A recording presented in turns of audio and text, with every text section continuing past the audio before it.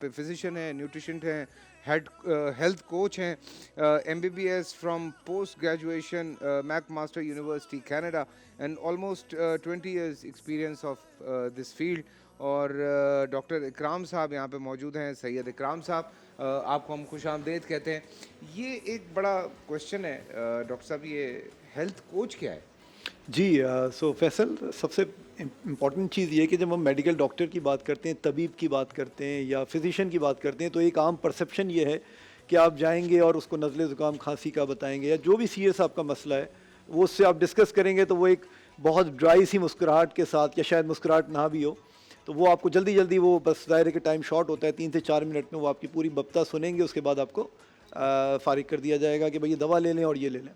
Health coach basically necessarily be may not be a medical doctor, लेकिन ideally should be a medical doctor. लेकिन वो आपको जिस तरह ट्यूशन पढ़ाया जाता है, जिस तरह आपको 1-to-1 कोचिंग की जाती है, ठीक है। और आसान अल्फाज में आपकी अपनी लेवल पर आकर आपको ट्रेन करता है, आपकी तरबियत करता है, सोना कैसे है, जागना कैसे है, खाना कैसे, क्या खाना है, कितना खाना है, वर्जिश कैसे की जाती है। सो यहाँ पर ये डिफरेंस भी बड़ा इंपॉर्टेंट है समझना फैसल और कि ये बॉडी टू बॉडी मतलब वो कर रहा होता है, अलग, हर एक इंसान का एक अलग हिसाब किताब है। कस्टमाइज्ड कह सकते हैं जी, हाँ, बिल्कुल ऐसे। ये नहीं होता कि मैं 50 लोगों को नेसेसरीली सामने बिठा के एक ही बात उनसे बोल रहा हूँ, बिल्कुल, क्योंकि बिल्कुल। आपके मसाइल डिफरेंट हो सकते हैं ना। हैविंग सेड दैट, आपने बॉडी का नाम लिया, बॉडी सिर्फ एक एस्पेक्ट है सेहत का, क्योंकि अभी हम इंशाल्लाह इस पे बात करेंगे आगे कि सेहत 4 तरह की होती है। फिजिकल हो सकती है, इमोशनल हो सकती है, जज्बात, जहनी हो सकती है, और स्पिरिचुअल यानी रूहानी हो सकती है। बिल्कुल। सो ये बेसिकली काम है हेल्थ कोच का। ये हेल्थ कोच का काम जी है, तो वो डायरेक्टली आप, तो यार इतने डॉक्टर साहब आपके ऑब्वियसली क्लाइंट्स होंगे, आप कैसे इन टच रहते हैं सबके साथ कि all the time you are on the phone? Right, so basically we have our own clinic. अच्छा। ठीक है, और उस क्लिनिक में पूरी मेरी एक टीम है जिसको मैंने ट्रेन किया हुआ है। वाह। सो जो सबसे पहले जो हमारा कंसल्टेंसी होती है उसमें मैं बहुत डिटेल्ड अपॉइंटमेंट लेता हूँ, तकरीबन कह लीजिए कि 40 मिनट 50 मिनट का history checkup, weight, height, complete profile जो ठीक होती है। है।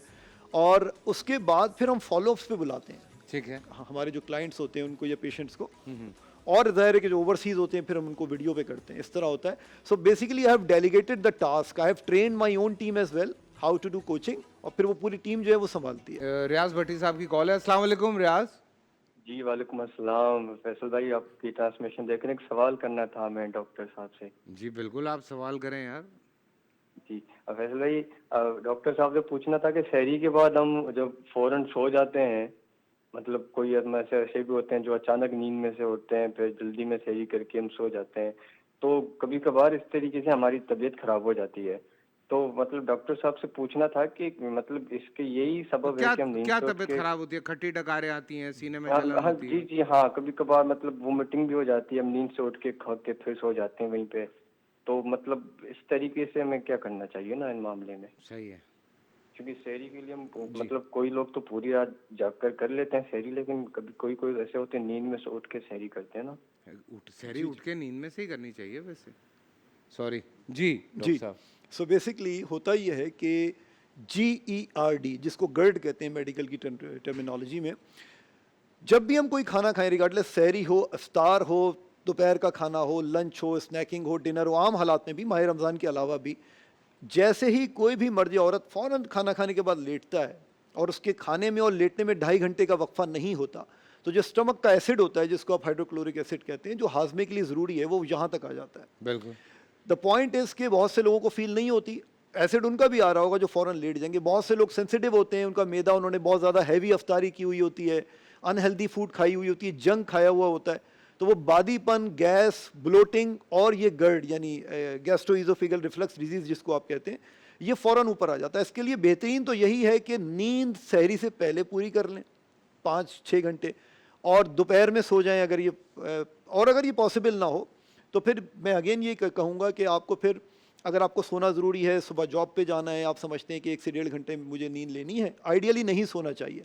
लेकिन अगर लेना है तो फिर आप कोई एंटासिड या कोई भी गैस के हवाले से या तेज़ाबियत के हवाले से गोली आती है, साशे आते हैं, वो नाम नहीं लूँगा, लेकिन आप ले सकते हैं बासानी, ओवर द अच्छा काउंटर डॉक्टर वो साहब, मिल सॉरी जाते मैं हैं। आपकी बात काट रहा हूँ, इसमें यह भी तो हो सकता है कि जैसे हम सहरी, लोग क्या करते हैं कि अगर फॉर एग्जांपल सहरी का वक्त ख़त्म हो रहा है तो they just you know like दब दब दब खाते हैं। भर्ती So कर मैंने लेते मैंने मैंने जो हमने एक हल निकाला पिछले कुछ सालों में वो ये था कि स्लोली स्लोली स्लोली 1 घंटे के अंदर आप छोटे छोटे छोटे छोटे मील्स करके हम उसको डिवाइड करते हैं। वो साथ साथ अपना क्या कहते हैं फिक्स भी होता रहता है, और वो जब सहरी करके आप नमाज पढ़ के जब सोते हैं तो वो हैवीनेस भी नहीं होती उसकी। ठीक है। सो 1-1.5 घंटे में Excellent, वो excellent. सहरी को हमने उसका स्पैन बढ़ा दिया है। बेहतरीन है। इसको हम कहते हैं कि फ्रीक्वेंट स्मॉलर मील्स, बजाय ये कि एक हैवी मील ले लिया। जी सो फ्रीक्वेंट स्मॉलर मील्स, लेकिन इसके लिए मसला वही है कि वो भाई का सवाल ये था कि वो कह रहे हैं मैं तो बस एकदम से उठूंगा और मुझे खाना है और फिर लेट जाना है।